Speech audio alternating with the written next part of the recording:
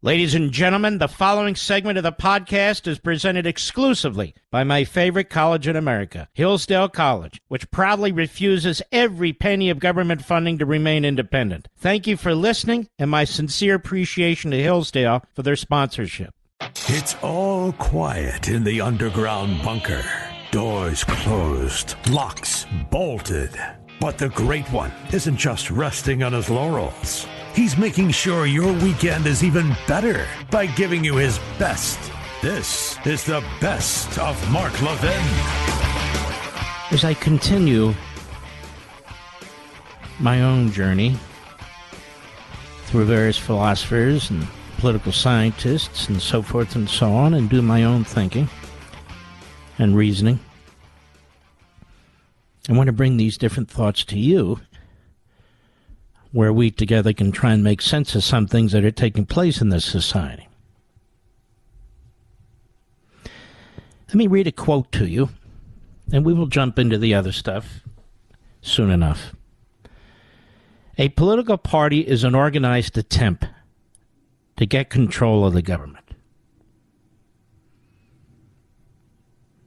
A political party is an organized attempt to get control of the government. Let me do it without coughing. A political party is an organized attempt to get control of the government. E. Schatzschneider, who was a political scientist, fairly well known in the middle of the last century. It's interesting, isn't it? In many ways, it's correct. A political party is an organized attempt to get control of the government. But things are a little different today in several respects, but let me speak to the main ones. For the Democrat Party, a political party is an organized attempt to get control of the government and keep it.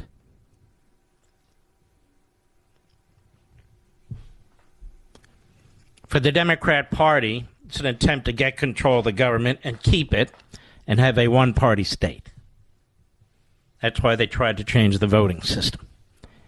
That's why they try to pack the Supreme Court. That's why they do what they do in the states. And that's when you know you're dealing with a party that is totalitarian in nature, as the Democrat Party is. You'll also notice the AOC types, the Bernie Sanders type, these are Democratic Socialists. That's what they call themselves. The Democrat Socialists of America, that was the organization that propelled them into office, and scores of them, as a matter of fact, in the House. They're not really Democrat Party apparatchiks. So what are they doing? They're trying to take over fundamentally the base of the Democrat Party, because they have figured out they're running in the Green Party, the Reform Party, whatever party, doesn't work. Not in the United States, for a variety of reasons I don't need to get into. And so the real battle is within the parties. And so the Marxists have battled within the Democrat Party, and they are the base of the Democrat Party, that Pelosi had to bow to, and Biden has to bow to, and now they are actual participants in. That's the Democrat Party base. So they have succeeded, the American Marxists, in becoming the base of the Democrat Party, even if they're not the majority. And they have succeeded in securing the support of the ruling class of the Democrat Party. Make sense, Mr. Producer, as I think this through?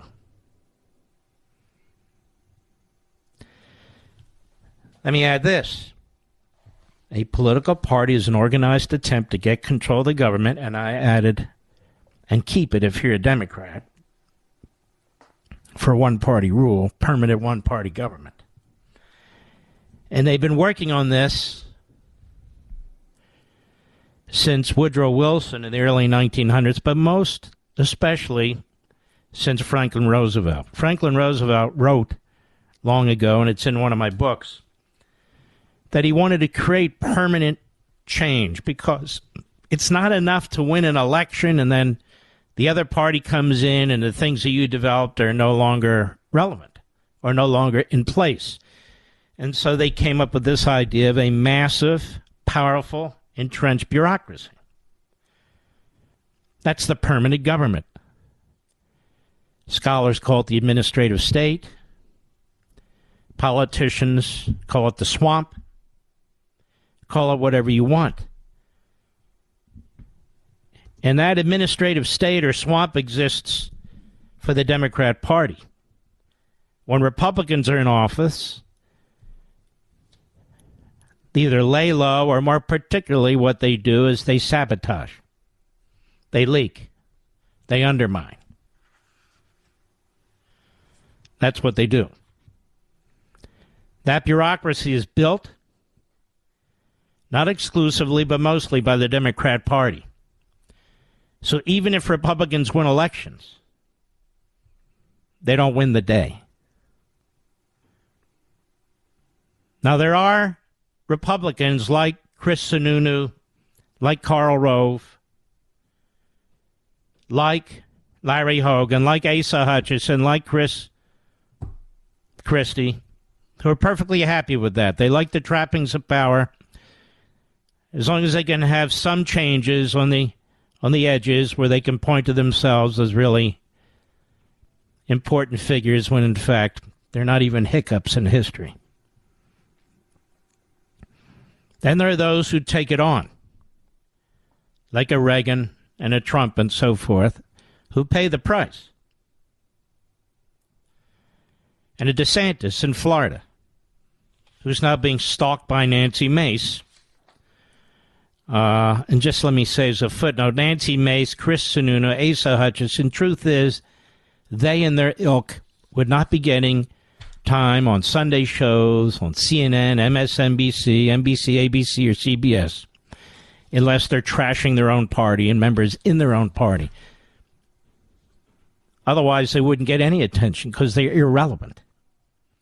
If I were to state today some provocative statement about a conservative principal or about a conservative governor or a conservative senator or Donald Trump or what have you, I would be invited on Meet the Press, Face the Nation, and every other show they could think of. When I criticized the establishment 15, 20 years ago, remember, Mr. Producer, they were begging me to come on their shows. I said no, because your intentions are not pure. Your intentions are political. But that's not the case. Nancy Mace, Chris Sununu, Asa, their intentions are self-aggrandizement. All right, that's that footnote. Let's get back to the bigger point. So we're facing today a Democrat Party that has a base, if not more, that hates America, rejects the Constitution, rejects the rule of law, is Marxist in very many aspects of its ideology, that has essentially conquered the ruling class within their party. And that is the battle that has been lost in the Democrat Party, within the Democrat Party, but now that's the battle we face, many of us anyway, as non-Democrats.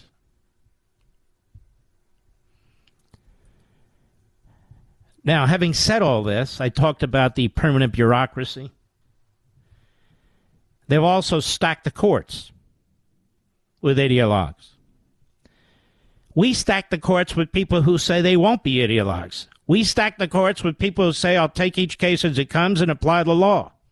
They stack the courts with people who say, I'll take each case as it comes and I'll advance the radical left activist agenda. which makes it, of course, very difficult to overcome. Makes it daunting, as a matter of fact. But as such, this entire system is now stacked against us. The permanent bureaucracy, the judicial activists, it's stacked against us, those of us who are constitutional conservatives. It's stacked against us. This is what I've been thinking about over the course of the weekend. I think that's what's happened. And so they continue to empower themselves, enshrine their agenda through the bureaucracy with regulations, bureaucratic dictates and fiats and rules and penalties and punishments, executive orders. We have an entire massive governing apparatus that has no constitutional basis and completely blows out the idea of a representative government.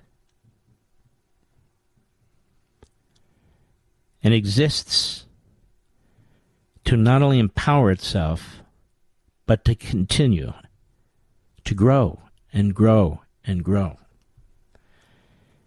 And the Democrat Party and this permanent government are one and the same, which is why Biden and previous Democrats have proposed massive spending, massive debt, more programs, more agencies, more bureaucracy, because that empowers the Democrat Party and it empowers the permanent bureaucracy, and they can advance their agenda whether they're in office or out of office. Listen to this. Cut 5, go. Sir, you're saying that billionaires should not exist. So are you basically saying that once you get to $999 million that the government should confiscate all the rest? I'm saying that we should go back to a very progressive tax policy like what we had under Dwight D. Eisenhower. Which would mean that after over $1 billion, basically it all goes to the government. You may disagree with me, but I'm just asking. Fine. Yeah, I think people can make it on 900. It's not a matter of people making it on 999 million. They don't have it in their mattress. It's not in their savings account. These are monies that are invested. And much of it is counted as their wealth, even though it's not liquid. It's in businesses and it's employing people, or it's in capital investments, trying to develop new technologies for health or whatever. So you can imagine what a disaster this would be. I hope you got to watch Life, Liberty, and Levin on Sunday. We did iPencil. First time ever, I think, of any show. We did iPencil. Bernie Sanders doesn't know how to make a pencil. And yet, look how he would disrupt the economy. And he doesn't care the way they disrupt our energy system. And they don't care the way they disrupt our border. And they do not care. They want power. They promote their ideology. They don't care about your lifestyle in the least. They want you jealous as hell. It's not about some guy next door having $20 billion. Even today, Elon Musk doesn't have an account with $50 billion in it. It's invested in businesses, which you would have to shut down and give the money to the government. Why? So people can get more bloated, so they can hire more people, more IRS agents to harass you, empower the police state. We've seen this all over the world. So he says he would confiscate, later in the clip, he would confiscate anything over $999 million. Where the hell does he get the authority to do that under the Constitution? To confiscate anything. And now Biden's pushing a wealth tax. But don't worry, it's only for people who are much richer than you. It's only a matter of time. Once they set the principle, then you're the target. You're the target. They want your money. Because believe it or not, there aren't enough billionaires to pay for what Bernie Sanders wants. It's not until the people are enslaved to the government. That's what they want. Then they have their control. Mark Levin.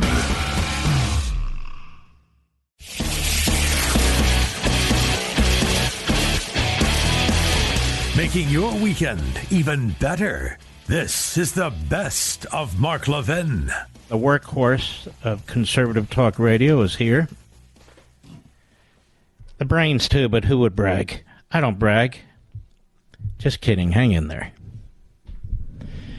Another institution is coming under brutal, vicious, vile assault by the Democrats and their media. And that, of course, is the Supreme Court. You know, it's one thing, ladies and gentlemen, to have disagreements with the court's decision. It's one thing to support Convention of States, that sort of thing. But it's quite another to try and destroy the Supreme Court. Article 3 creates the Supreme Court. Congress does not create the Supreme Court. The Constitution does. The framers did, every bit as much as they created Congress. And in violation of separation of powers, the Democrats continue to insist. They continue to insist that Republican members of that constitutionalists on the Supreme Court come and testify. From the Chief Justice to Justice Thomas to Justice Gorsuch. They don't have any power to enforce it. What are they going to do? Go to the courts? But they're supposed to try and avoid these kinds of confrontations if they can. But not the Democrats. This should be a lesson, I think, to at least some judges and justices, that when you allowed the rogue unleashing of Congress and these federal law enforcement entities against Donald Trump, it's come back to haunt you. Because now the same crowd thinks they can take a whack at you. This is an attempt at intimidation. It's an attempt at threatening. This has been going on now for a long time. It went on when Schumer was in front of the Supreme Court steps, pointing to the Supreme Court, screaming at the top of his lungs that they were coming after a couple of the Supreme Court justices, you might recall. Pretty lousy stuff. And yet he did. It's very important. It's very important to keep in mind that the Supreme Court, unlike the lower branches of the judiciary, again, is created by the Constitution itself. Now, what's going on here? They say they want to look into the unethical behavior of Supreme Court justices. Clarence Thomas, who they continue to try and go after, ProPublica or ProPublica out there on the West Coast, radical left-wing operation, obviously spent months digging into Clarence Thomas's background. Another media outlet spent months digging into Gorsuch's background. Nobody ever dug into Ruth Bader Ginsburg's background or any of the rest of them. It's amazing. So that's what this is. And what's interesting is, in the past, the members of Congress on both parties understood.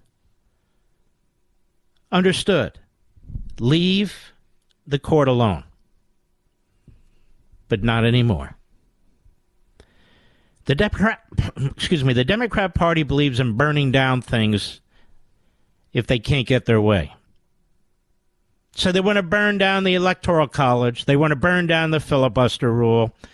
They wanted to burn down the Supreme Court because they wanted to pack the court more than one occasion. They want to burn down the voting system. They want to burn down the border. They want to burn down the currency. They want to burn down capitalism. They want to burn down energy independence. Now they circle back to the courts, working hand in glove with the radical leftists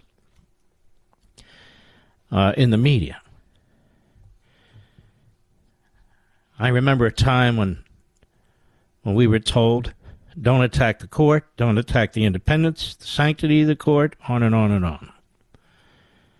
Now it's attacked on a regular basis by the same media goons, Democrat hacks,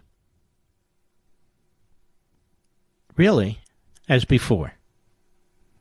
As before. They don't really care about Clarence Thomas's finances. You know how I know? Because they don't care about Joe Biden's finances. As they don't care about the Biden crime family at all. They never ask a single question about it, yet he's president of the United States. They worried about foreign intervention when it came to Trump. Now they expect it when it comes to Biden, and they don't care in the least. Well, what's that all about? I want you to hear the kind of vile, poisonous attack on the court and these originalist justices that took place today. And I want you folks who are black or brown or yellow or however you categorize yourselves, I want you to keep something in mind.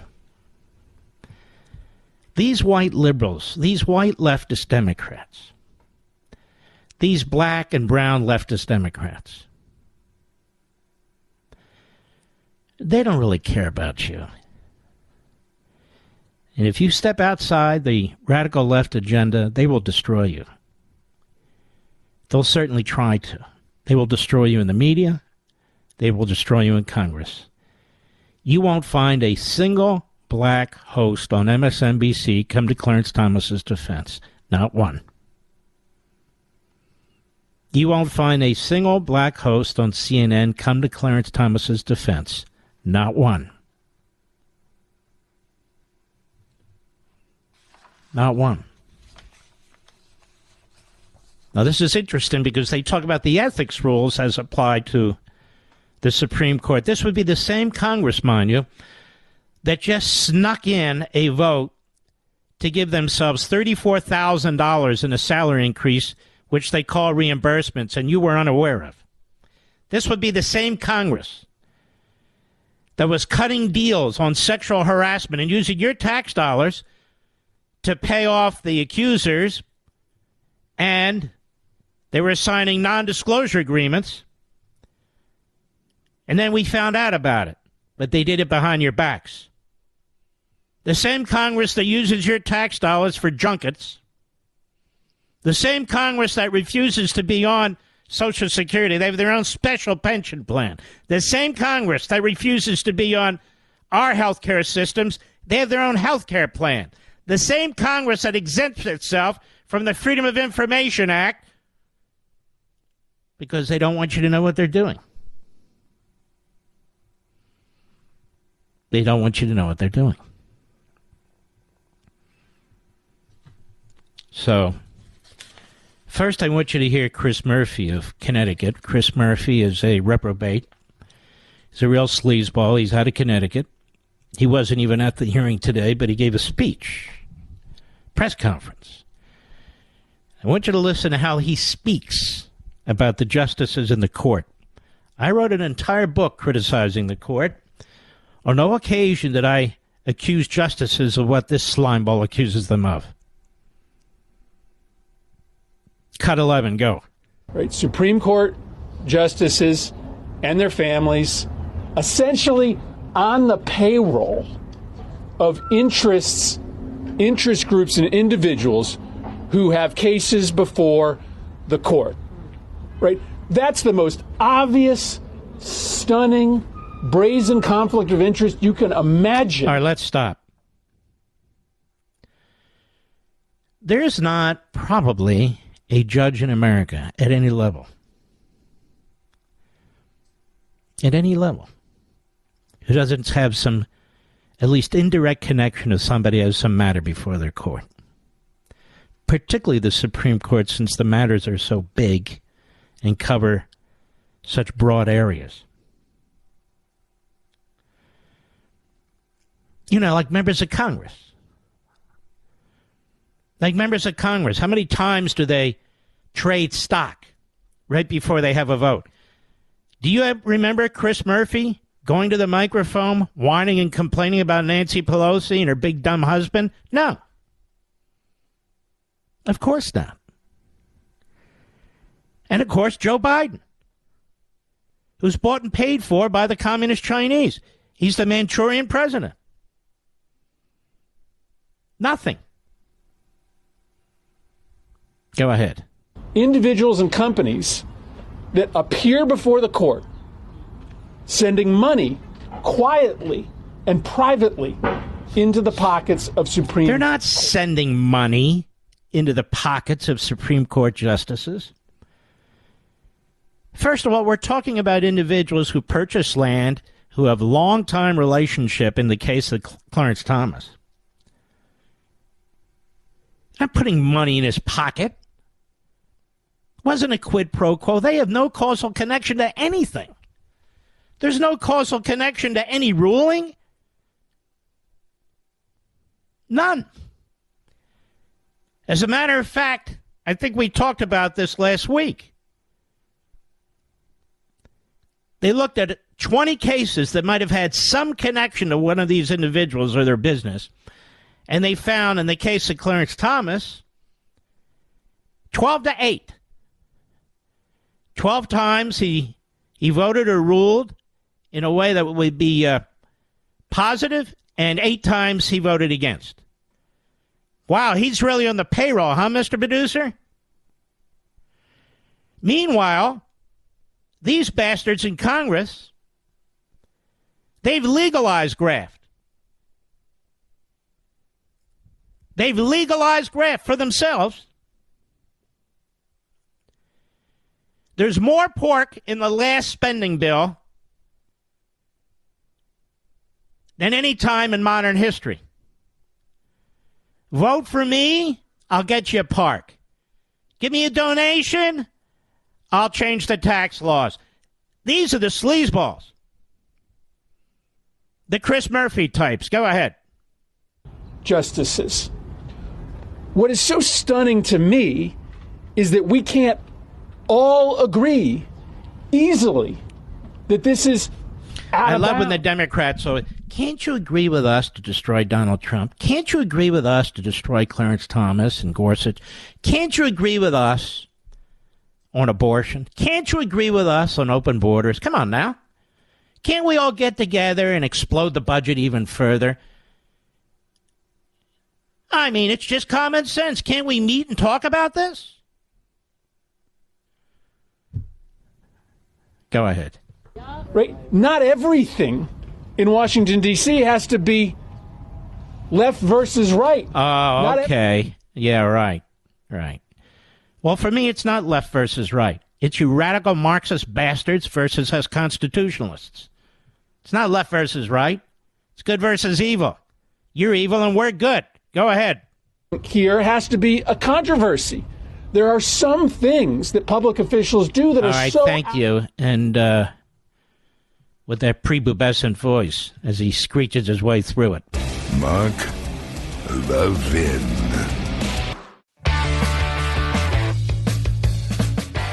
You're listening to the best of Mark Levin. You know, I'm starting to think, ladies and gentlemen, that the reason Donald Trump was illegitimately charged in Manhattan and why the DA in Atlanta is potentially going to do the same thing, and we have Jack the Knife or Jack the Ripper in special counsel's office in Washington, I'm starting to think this is all being done to immunize the Bidens. So if they're ever charged with anything, they can say, well, look at Trump. Now, all the interest today, certainly not with 98% of the corrupt Democrat Party media, but with everybody else, is in a letter that was transmitted to Meritless Garland and Christopher Wray by Senator Charles Grassley, ranking member of the Budget Committee in the Senate, and Representative James Comer, chairman of the Committee on Oversight and Accountability. It says, Dear Attorney General Garland and Director Wray, we have received legally protected and highly credible classified whistleblower disclosures. Based on those disclosures, it has come to our attention that the Department of Justice and the Federal Bureau of Investigation possess an unclassified FD 1023 form that describes an alleged criminal scheme involving then Vice President Biden and a foreign national relating to the exchange of money for policy decisions. It's been alleged that the document includes a precise description of how the alleged criminal scheme was employed as well as its purpose. Now let's stop there. That's the first paragraph. I wonder if the FBI and or DOJ have destroyed this evidence. I'm not saying they have. I have no idea. I'm wondering. Out loud. Based on alleged specificity within the document, it would appear that the DOJ and the FBI have enough information to determine the truth and accuracy of the information contained within it. However, it remains unclear what steps, if any, were taken to investigate the matter.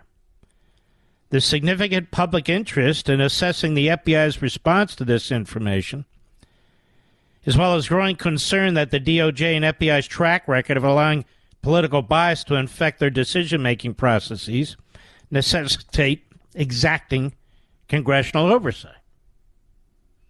The DOJ and the FBI appear to have valuable, verifiable information that you have failed to disclose to the American people. Therefore, Congress will proceed to conduct an independent and objective review of this matter, free from those agencies' influence.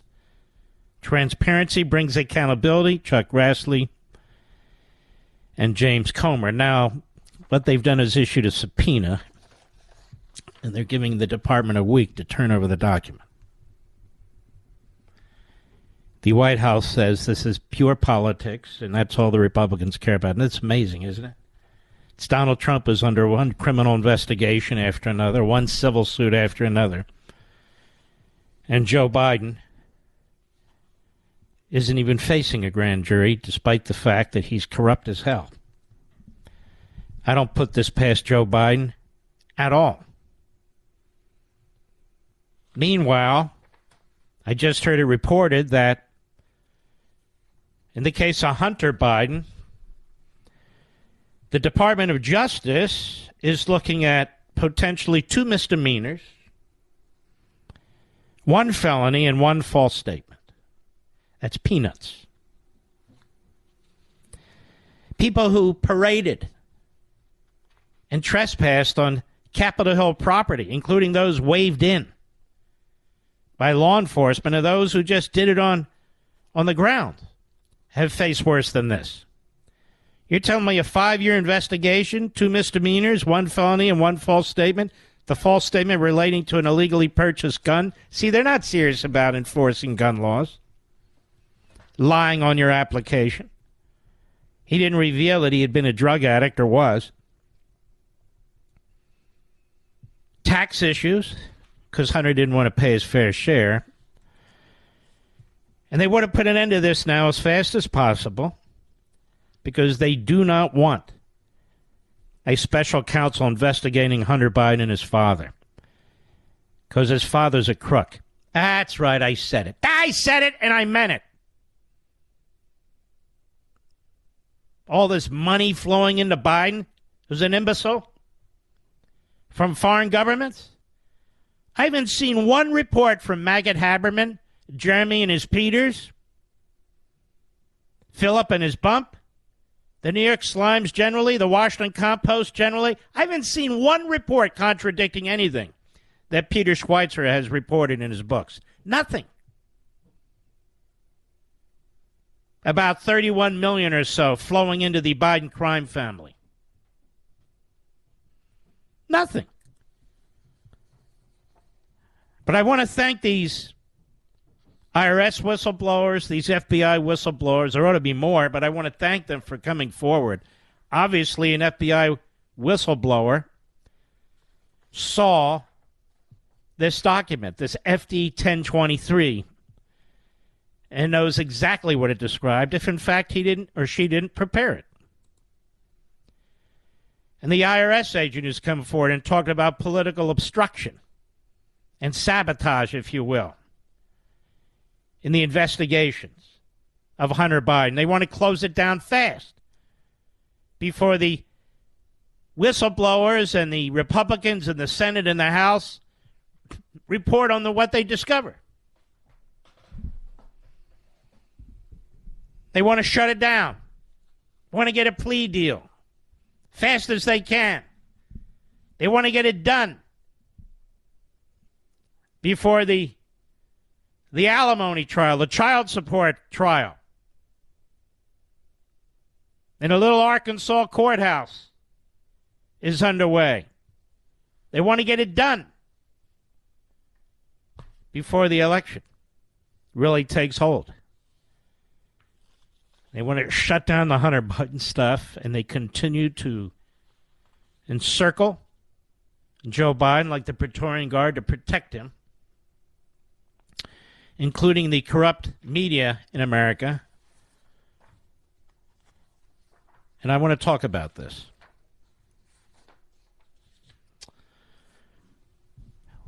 Look, Joe Biden got through law school by plagiarizing somebody else's test. He got a second chance. Most people will be thrown out of law school for doing something like that. Somehow he got another chance. Joe Biden has even lied about the way, and I hate to even bring it up, but others have, his wife and daughter, original wife, first wife, died in a horrendous car accident, saying the other driver was drunk. The other driver said he was not drunk. And in fact, the accident may have been the fault of Joe's family. And Joe has been forced to kind of restate that, but he continues to go back to the lie. Joe Biden has lied about being involved in the civil rights movement. On the contrary, when Joe Biden got elected to the United States Senate at the age of 29 and was sworn in at the age of 30, he befriended James Eastland. Powerful member of the Senate who'd been there a long time.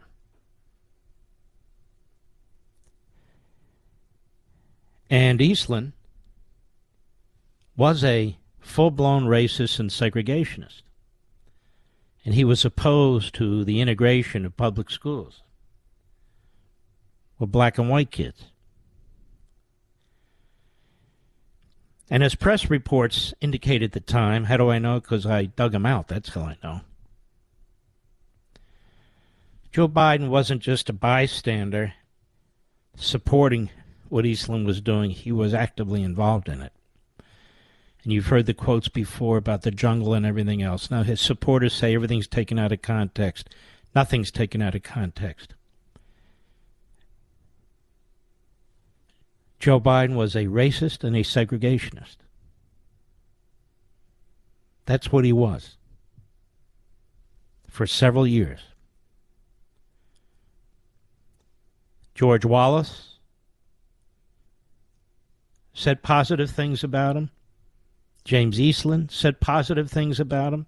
He wrote positive things to James Eastland. He wasn't a bystander. He was a participant. Kamala Harris knew this. She brought it up during the debates. And I guess he had her as a running mate to shut her up. I don't know. Certainly didn't pick her because of her competence. Joe Biden is a old-time sleazy politician. That's what he is. And the Chinese bought him off. You could take one of the many examples out there, that would be enough. I mean, why would the Chinese Communist Party, the government, pour millions and millions of dollars into the Penn Biden Center in Washington, D.C.? What conceivable reason would they have other than to buy off Joe Biden? None. What conceivable reason would they have to send money to Hunter Biden and his partners other than to buy influence with the then vice president? None.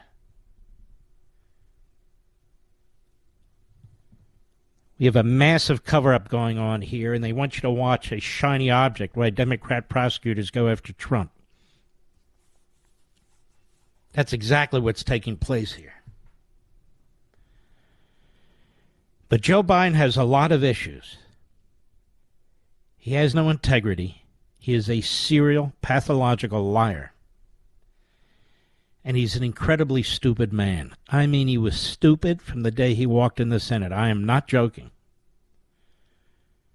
He graduated very low in his class at Delaware Law School.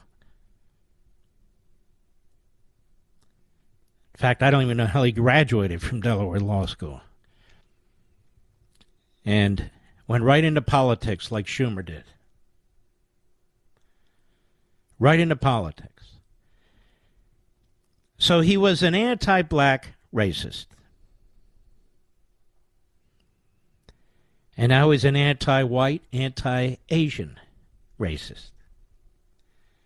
Because Joe Biden will do anything, he will say anything for Joe Biden.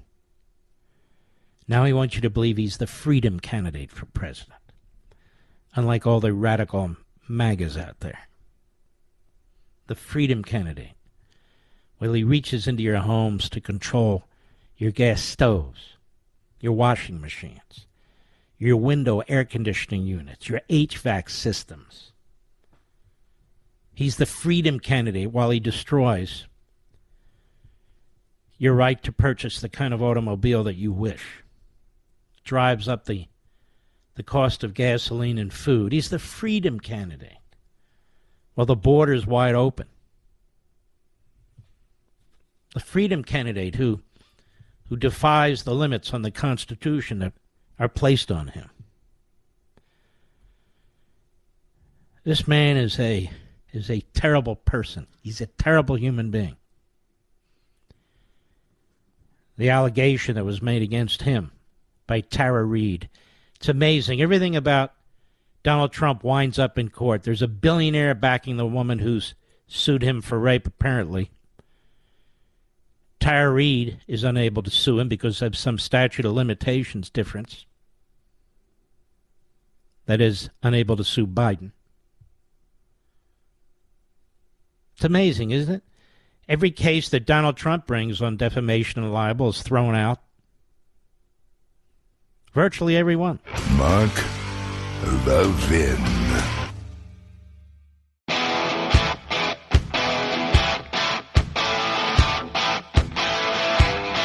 The Great One makes your weekend even better. This is the best of Mark Levin. Ever hear of David Turk? Well, of course not. Who would? David Turk is the Deputy Energy Secretary, the number 2. Gets to drive around in a black limousine with a driver, with security. Gets to do all kinds of cool stuff. It's interesting. Nonetheless, he does control your life. Would be interesting to know about him. I want you to listen to this questioning. You know, here's the thing. I've been doing this for 20 years, and depending on what's going on a given day or a given week or even a given year, I sort of adjust my format to keep it substantive and to keep it relevant to what's going on so we can think about what's going on and think about what to do about it, if anything we can do about it. And so most of you who listen to this show, you work for a living or you're retired, you're just doing other things during the course of the day. You're not watching hearings on TV, even if they're available, because you have a life to lead, and I get it. And so when you kick up your feet, or you're at the dinner table, or you're in your vehicle, I figured this is a good time to acquaint you with what's going on with your country. So David Turk is the Deputy Energy Secretary, and he's questioned by Louisiana Senator John Kennedy. And it's about the budget. Cut one, go. Yeah, but if you could answer my question. If we spend $50 trillion to become carbon neutral in the United States of America by 2050, you're the Deputy Secretary of Energy. Give me your estimate of how much that is going to reduce world temperatures. So first of all, it's a net cost. It's what benefits we're having from getting our act together and reducing all of those climate benefits. We're seeing. Let me ask again. Maybe I'm not being clear. If we spent $50 trillion to become carbon neutral by 2050 in the United States of America, how much is that going to reduce world temperatures? This is a global problem. So we need to reduce our emissions, and we need to do everything we can. How much, if we do our part, is it going to reduce world temperatures? We're 13% of global emissions. You don't know, do you? You don't know, do you? You can do the math. We need to. You don't know, do you, Mr. Secretary? So we're 13% of global emissions. If you know, why won't you tell me? If we went to zero, that would be 13%. You don't know, do you? You just want us to spend $50 trillion, and you don't have the slightest idea whether it's going to reduce world temperatures. Now, I'm all for carbon neutrality, but you're the Deputy Secretary of the Department of Energy, and you're advocating we spend trillions of dollars to seek carbon neutrality, and you can't, and this isn't your money or my money, it's taxpayer money, and you can't tell me how much it's going to lower world temperatures? Or you won't tell me? You know, but you won't? In my heart of hearts, there is no way the world gets its act together on climate change unless the U.S. leads. Tell me how much it's going to reduce. You can't tell me. Either that or you won't. He can't. And he won't. I want you to think about his answer, because there's information in that answer. They're talking about being carbon neutral by, 2050, Mr. Producer? In about 25 years, if we spend $50 trillion, and it's more than that. As those expenses resonate throughout the economy, it's much more than that. It's hard to believe, but it is. What he's saying there is, even when we're done, because of the rest of the world, we will not be carbon neutral. Let's take it another step. What does that mean? What it means is the extent to which the United States government becomes a police state and controls your life and your lifestyle by claiming to have the ability to control the climate. Man-made. If it's man-made, then man has to deal with it. That not only will they be changing our form of government and our economic system now, but forever. Even if we in the United States are carbon neutral, whatever the hell that means. I don't even know what that means. Not because I'm stupid, because they don't know what it means. I can assure you that Joe Biden doesn't know what it means. He doesn't even know what carbon is. But that said, what the Deputy Secretary there is actually saying is there will be no limit ever, ever, to our power to re-engineer, to rejigger human nature. None. And that will be our new Constitution. Climate change. Fill in the blank. It will trump the Constitution. It will trump capitalism. It will trump private property rights. It will trump civil liberties. It will trump everything. Everything. That is what the man is saying. And by the way, notice how cocky he was when he was saying it, too. But that's what he's saying. Now, Michael Regan is the EPA administrator. And under the Biden budget, he'll get a 19% increase. 19%. That's enormous. And that means forevermore that 19% will be baked into that budget.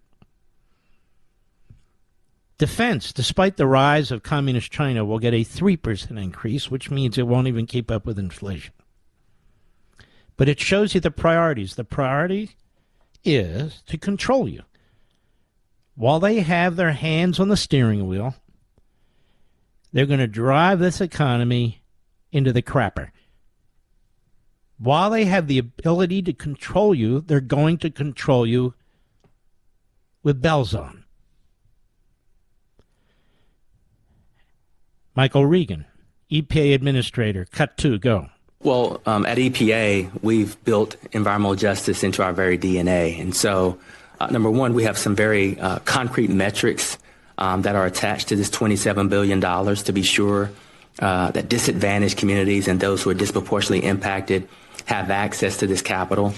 So on the one hand, they tell you, look, you just heard the guy, the deputy energy guy. We can be carbon neutral, zero, but we can't control other countries, right?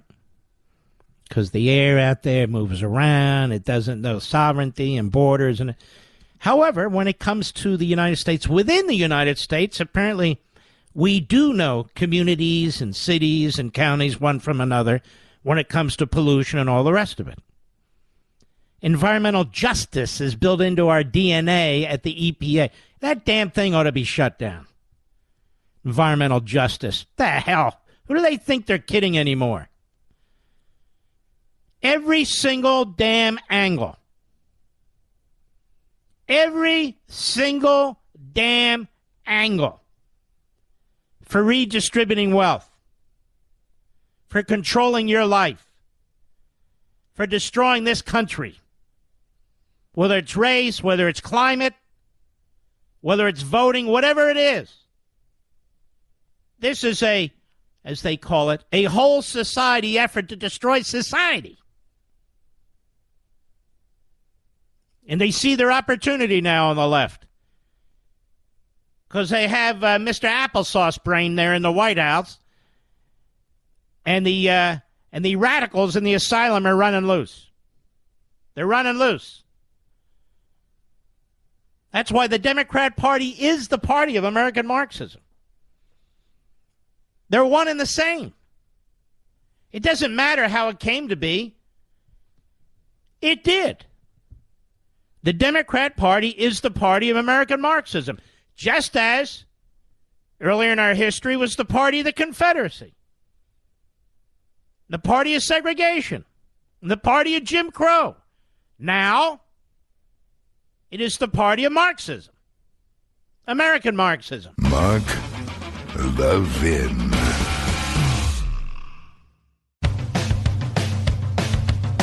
We're giving you nothing but the best of Mark Levin. Pressure is building and building and building in the media and among the Democrats to violate the Constitution. In fact, to destroy it. And what they're trying to do, the White House, the Democrats in Congress, and the Democrats in the media, is force the Republicans to capitulate, to fund every penny of Biden's budget. Now, that would, of course, destroy Republican hopes in the presidential elections, potentially, and gut their ability to hold on to the House and maybe take the Senate. Biden knows this. Biden is a street thug politician. The media know this. They are street thug media types. So that's what's going on here. And so the push is for Biden to go ahead and fund the debt on his own. And to say he had no choice, that the 14th Amendment allows it, and then catch me if you can all the way up to the Supreme Court, and then the pressure will be on the court. And they've tried to soften up the court. They've tried to threaten justices of the court to capitulate to their agenda, whether it's race, whether it's abortion, whether it's spending, whether it's elections, whether it's anything else. In the meantime, and I'll want to expand on that in a moment, Pacific Western, a huge bank, is going belly up. Apparently, they've lost 50% of the value of their stock. Then we have First Horizon Corporation, another. It's lost about 1/3 of the value of its stock. TD Bank was going to buy First Horizon. Now they've put it off. This is something to be very, very worried about. And this wasn't happening under Trump. It's happening now because, again, the spending is completely out of control. The Fed is trying to counteract the spending. So the fiscal spending is out of control. The Fed is raising interest rates to try and control the consequences of the fiscal spending. And I'll be perfectly honest with you. Many of these smaller banks can't handle this. When you took out mortgages at 2, 3, 3.5%, 4%, the people holding that bag are these banks. And when inflation's going through the roof, and the Fed's raising interest rates to try and control inflation, and the Democrats want to spend even more and are threatening the Republicans with violating the Constitution, these smaller banks, these so-called regional banks, they can't handle this. Because now they're caught. They're subsidizing the lower interest rates on the mortgages, which everybody wisely took advantage of, I hope. Now the interest rates are going up, so what they pay for the money, that is these regional banks, is higher than the interest rate on mortgages. And there's no relief in sight given what Biden and the Democrats are doing with spending. That, in a nutshell, is exactly what's taking place here. By the way, we're going to get to the Proud Boys trial. We're going to have Julie Kelly on in hour 3. There's a lot here that you don't know, and you don't have to be big fans of the Proud Boys to believe in civil liberties and due process. And this is really a very, very shabby period in our history. The way these judges, and I don't care who appointed them, they're obviously of one mindset in Washington, D.C. are conducting themselves. So I will circle back to that, regardless of the headlines that will be applied to me that I support the Proud Boys. Why would I support the Proud Boys? Not only do I know very little about them, I have nothing to do with them. Last time I checked, they're not exactly constitutionalists, but that's beside the point. So here is Karine Jean-Pierre at the White House briefing. She's been told what to say. And the problem is the Republicans in the House. That's the problem. So here they are. They just come into office. They're sworn in January. They're sworn in January, and it's all their fault. It's all their fault. Why? They didn't pass the budget. They didn't impose this debt. No. It's all their fault. Not Pelosi's fault. Not Schumer's fault. Not McConnell standing back. Not his fault. Even though they all contributed to it. White House is saying, not our fault. All we're asking them to do is raise the debt ceiling. And if they don't pay for everything we demand, then we're going to default. And what a bunch of deadbeats these Republicans are. That's exactly what's going on. And we have liars on CNN and MSNBC, liars in the print media, liars on the networks. It's that simple. Here is Karine Jean-Pierre. Cut one, go. Director Young said a moment ago that the math is the math when it comes to the debt ceiling issue. Does that apply to vote count as well? Because neither the House or the Senate have the requisite votes to pass a clean debt limit increase. So the solution that the president is proposing is at odds with the current reality on the Hill. Does he need to adjust in order to get right with reality? No, Congress needs to act, really. And when she says, wait, hold on a second. When she said the math is the math, this is going to be catastrophic for American people. There's a reason why we call the bill that House Republicans put together the Default on America Act, because it is. If they move forward with what... Because it's all politics with these people. If the economy collapses, all to the better for them politically. That's the way they view it. They're going to have the media behind them. They lie through their teeth without pause. And they think this will be a knockout punch. And I already told you the speech they're going to give. I told you yesterday. The Republicans are endangering Social Security recipients, Medicare users. They're endangering hospitals, police, firefighters, working people, blue-collar people. Same thing, but nonetheless, this is what they're going to do. While they're the ones who are destroying our economy, printing so much money that we now have banks failing,